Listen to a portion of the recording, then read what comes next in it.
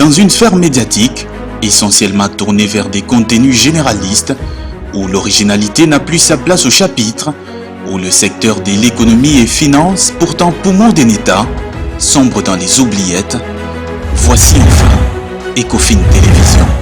Économie et finance télévision, votre chaîne thématique essentiellement économique, vous offre un contenu original.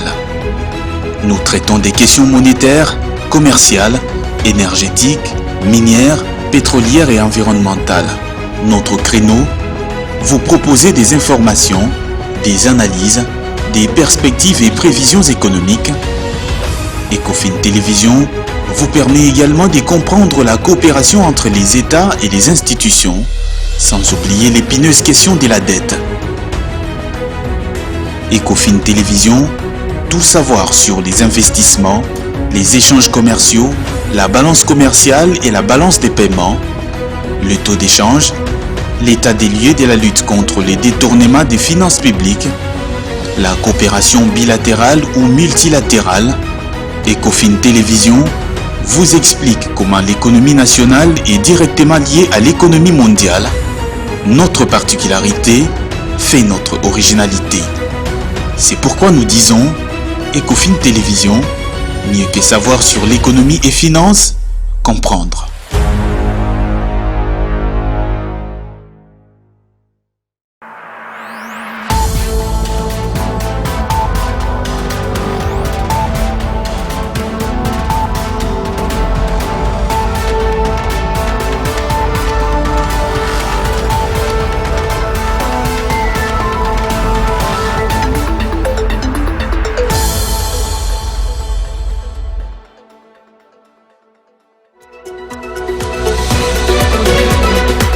L'Assemblée nationale a déclaré recevable le projet de budget exercice 2023 avec un taux d'accroissement de 32,6%.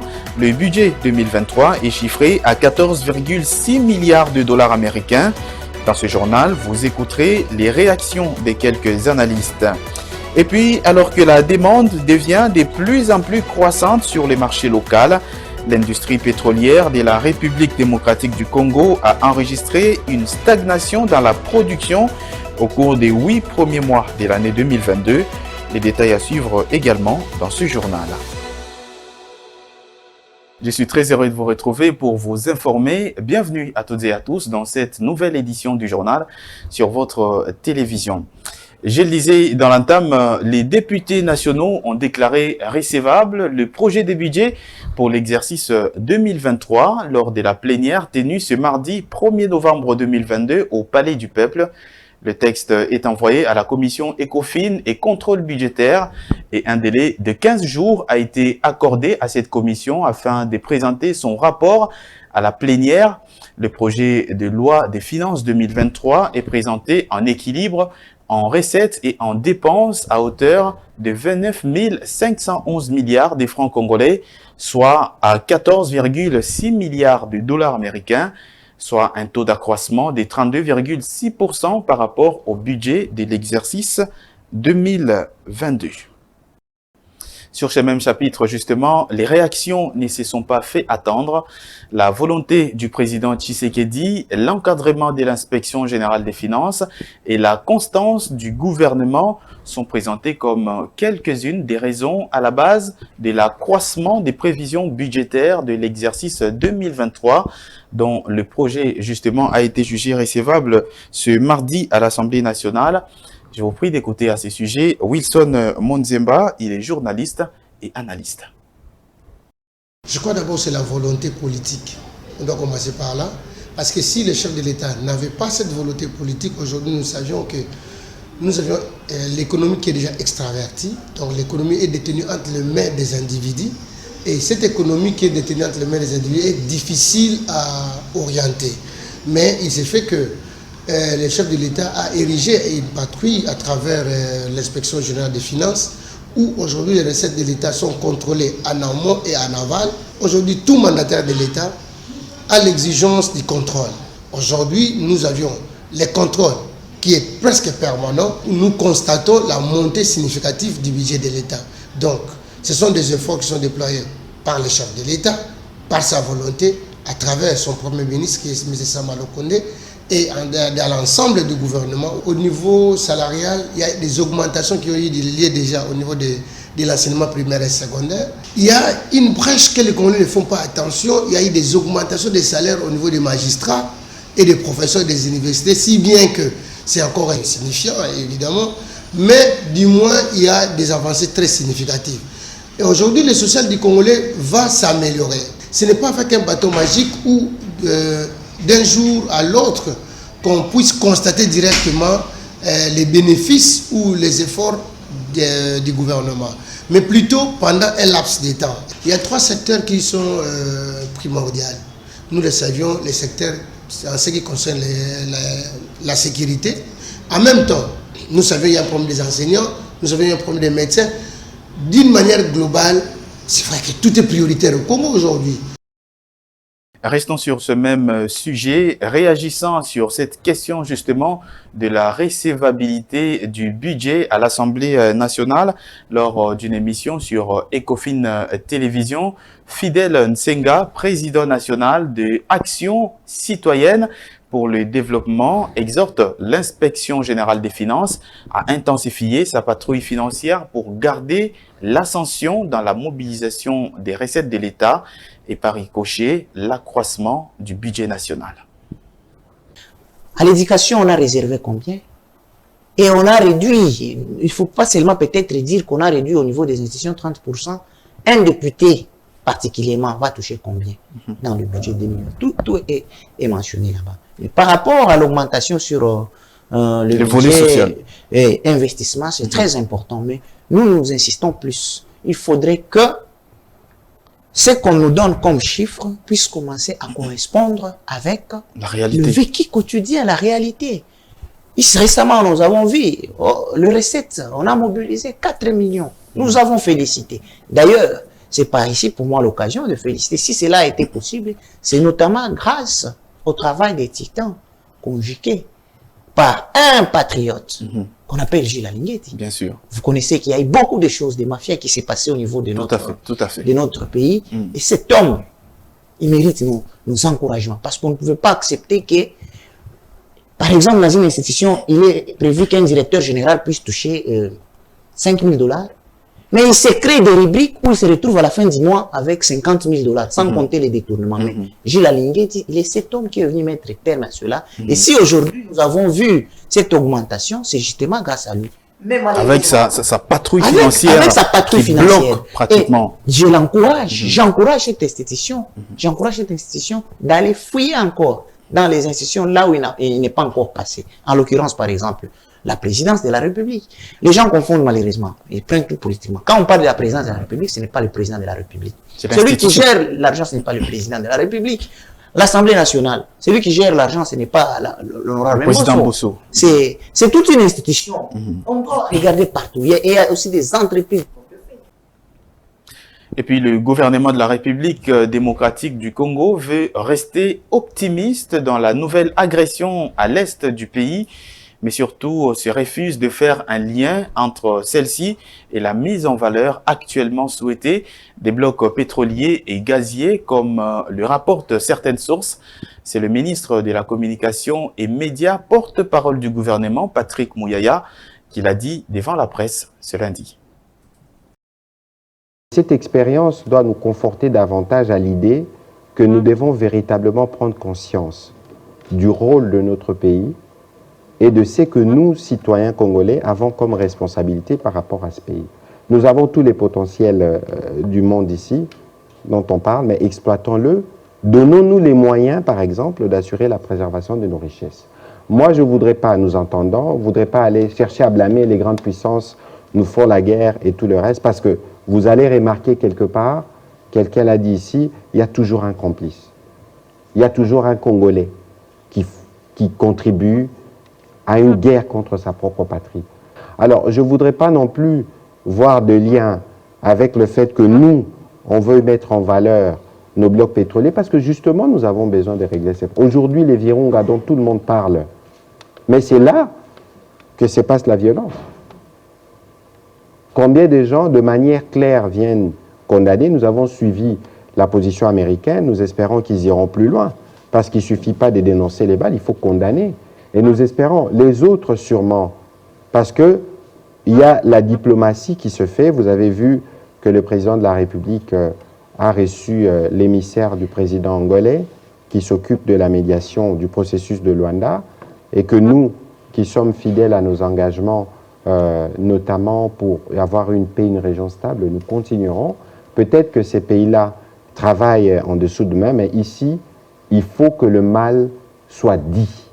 Et nous attendons de tous ces pays du monde. Ce serait justice, dans un contexte où le monde se mobilise quotidiennement pour l'Ukraine qui est agressée, que le monde puisse se mobiliser, non pas parce que nous sommes au gouvernement, mais pour ces jeunes enfants qui déambulent, vous avez vu les photos, pour ces femmes qui sont à nouveau violées, et ça fait autant d'années que ça dure, ça doit s'arrêter.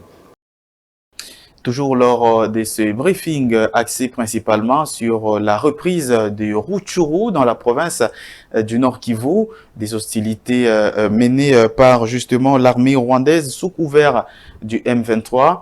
Il a été relevé la volonté du gouvernement de la RDC à assurer la montée des FARDC, l'armée nationale, notamment en prévoyant dans le budget sous examen à l'Assemblée nationale une somme globale d'1 milliard de dollars américains à allouer à l'armée pour l'exercice 2023.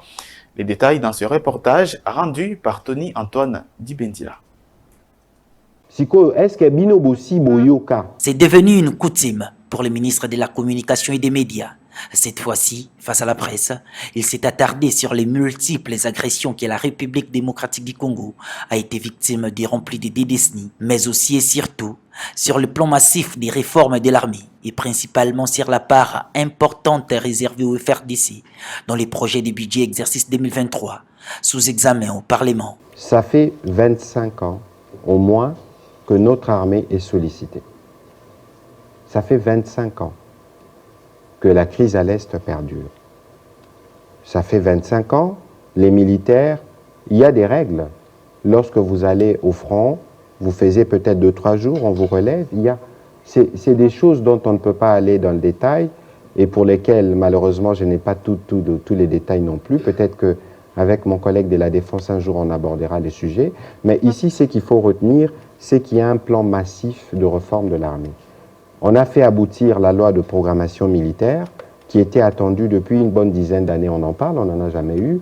Dans les budgets en cours d'examen dont on demandera la recevabilité demain à travers la voix du chef du gouvernement, il est prévu à peu près $1 milliard.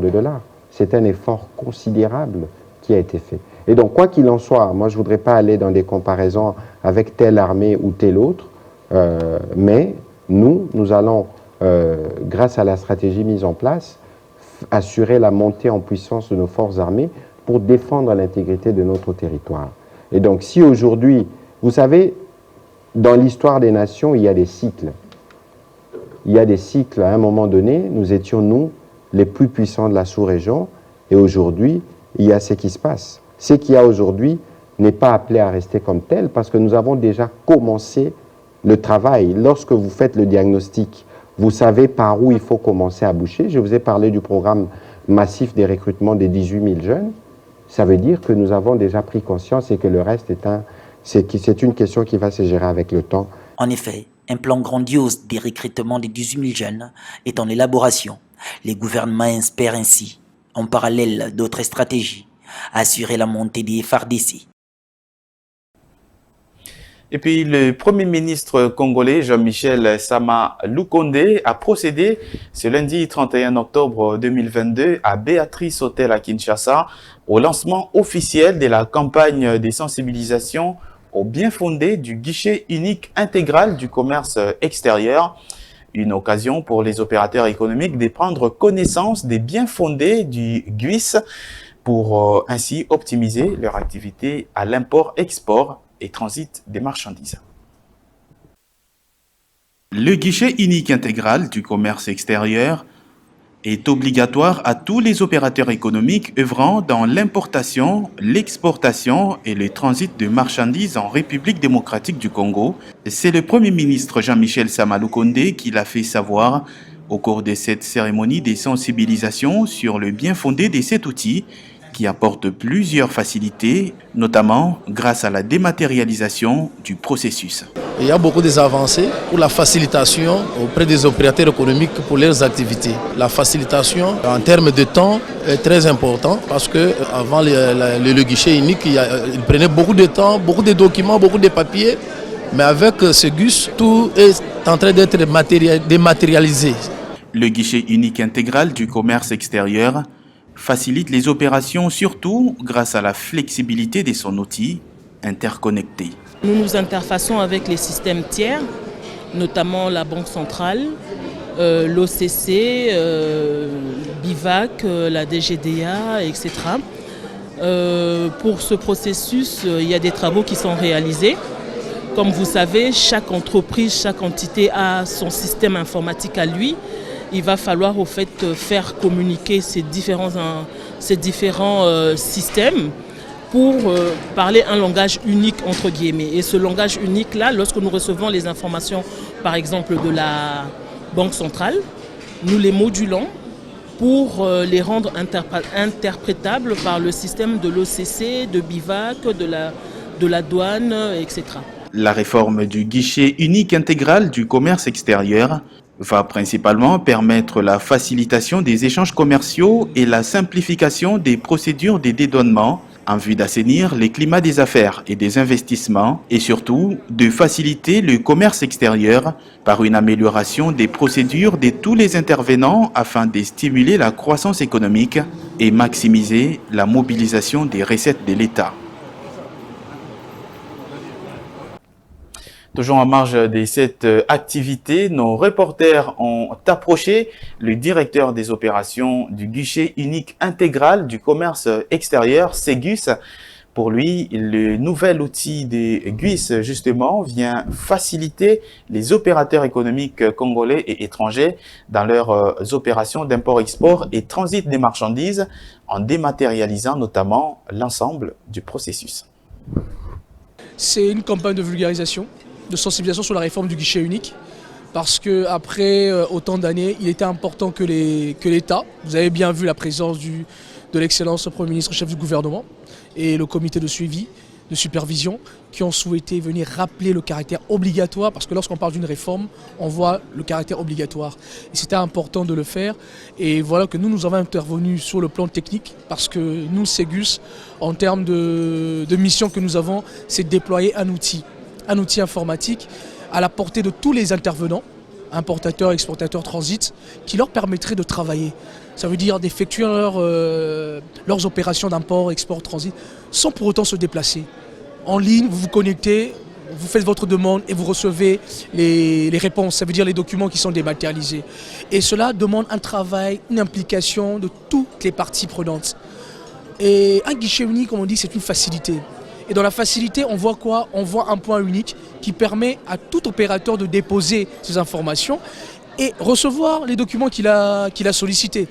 Voilà pourquoi c'était important de montrer le caractère obligatoire, mais au travers d'un outil que nous avons déployé depuis tant d'années, mais que solliciter l'implication, ça veut dire demander aux opérateurs de s'approprier cet outil pour faire avancer les choses au niveau du pays, parce que c'est en termes de maximiser les recettes, en termes d'apporter de la transparence, en termes de sécurité, et cet outil répond à ces obligations. L'outil qu'on a présenté, c'est vraiment l'ensemble des réponses aux questions que les opérateurs économiques ont toujours élevées comme problématiques. Je lisais également dans l'entame de ce journal, l'industrie pétrolière de la République démocratique du Congo a produit 4,394 millions de barils de pétrole au cours des 8 premiers mois de l'année 2022, contre seulement 4,852 millions de barils de pétrole la même période en 2021.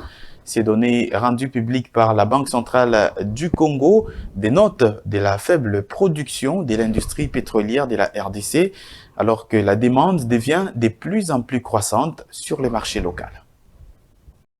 Au cours des 8 premiers mois de l'année 2022, les industries pétrolières de la République démocratique du Congo n'ont pas enregistré des grandes avancées en termes de production pétrolière, Les données publiées par la Banque centrale du Congo renseignent que l'industrie pétrolière de la RDC a produit 4,394 millions de barils de pétrole.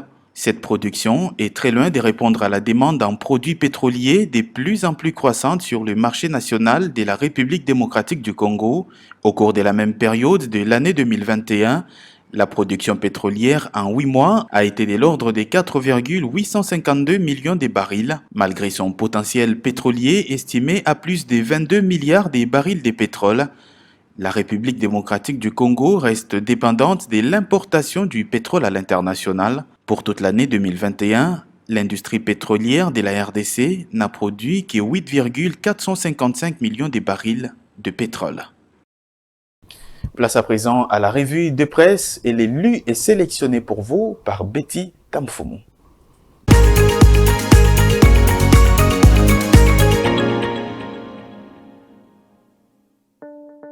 Bienvenue dans la revue de presse essentiellement économique sur Ecofin Télévision. Nous ouvrons la fenêtre avec l'agence congolaise de presse qui titre à sa une « Liquidation BIAC, les épargnants bientôt dans leurs droits ». Le journal note, d'après l'avocat conseil des actionnaires de cette banque, Pierre Okendembo, le planning de travail de la liquidation consiste en l'identification des épargnants, de créanciers sociaux et des fournisseurs de la BIAC. Le confrère précise que c'est conformément à la décision de la liquidation volontaire de cette institution financière prise le 30 septembre 2022 par le Conseil d'État. Le confrère enchérit dans cette disposition portant signature du juge du Conseil d'État Joseph Kanza. Le Conseil d'État stipule dans son article 3, je cite, la liquidation volontaire de la BIAC SA, telle que décidée par ses actionnaires, devra se poursuivre jusqu'à la décision à intervenir sur le fond.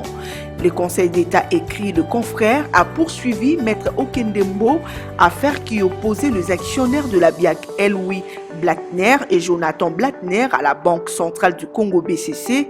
Le confrère enchérit que le tribunal de commerce de Kinshasa-Gombe, dans son ordonnance rendue publique en faveur de la BIAC, le confrère précise que le Conseil d'État s'est fondé sur, entre autres documents, le traité du 3 août 1984 entre les États-Unis d'Amérique et la République démocratique du Congo. D'après Maître Okendembo, poursuit les confrères, le Conseil d'État a relevé dans la justification de son ordonnance que la primature avait instruit la BCC sur la fin de la liquidation forcée de la BIAC, a conclu le confrère. Bemba RVA, la saga judiciaire se poursuit, en titre à lire dans le quotidien Le Phare.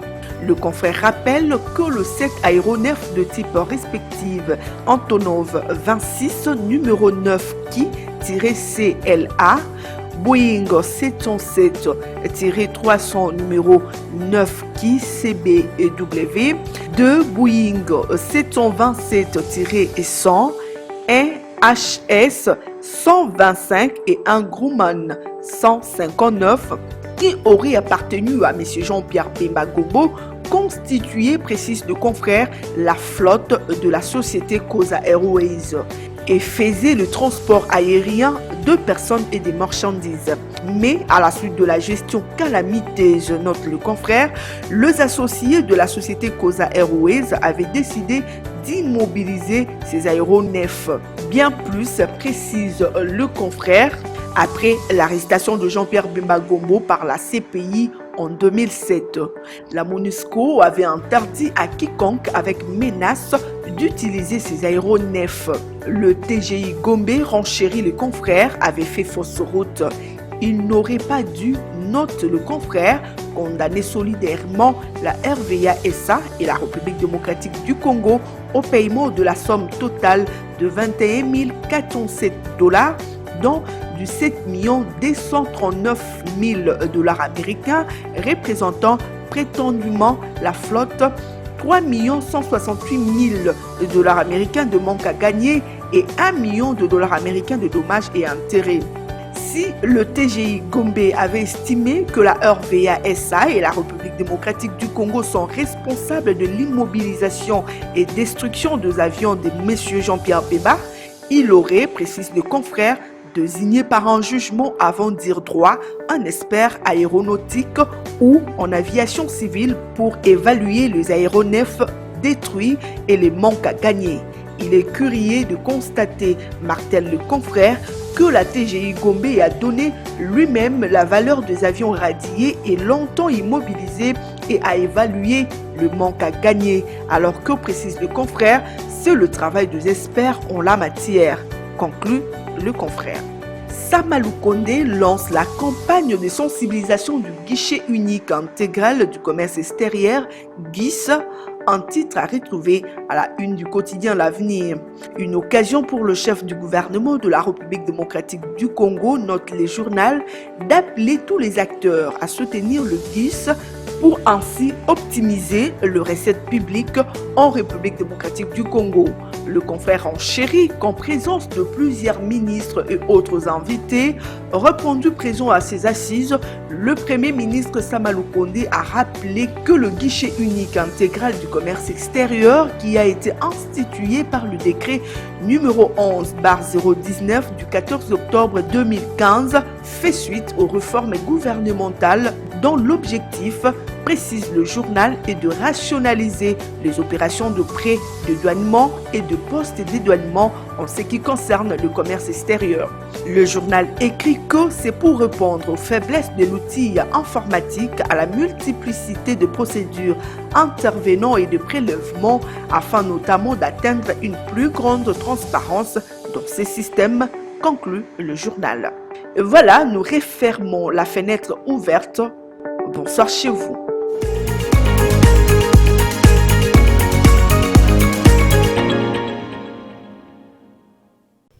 Nous sommes arrivés à la fin de cette édition du journal. En voici le rappel des titres. L'Assemblée nationale a déclaré recevable le projet de budget exercice 2023 avec un taux d'accroissement de 32,6%. Le budget national pour l'exercice 2023 est chiffré à 14,6 milliards de dollars américains. Dans ce journal, vous avez écouté les réactions des quelques analystes. Et puis, alors que la demande devient de plus en plus croissante sur le marché local, l'industrie pétrolière de la RDC a enregistré une stagnation dans la production au cours des 8 premiers mois de l'année 2022. Les détails, vous les avez eus dans cette édition du journal. Fin de cette édition sur votre télévision. Merci à toutes et à tous de l'avoir suivi et je vous souhaite une très bonne suite des programmes sur votre télévision.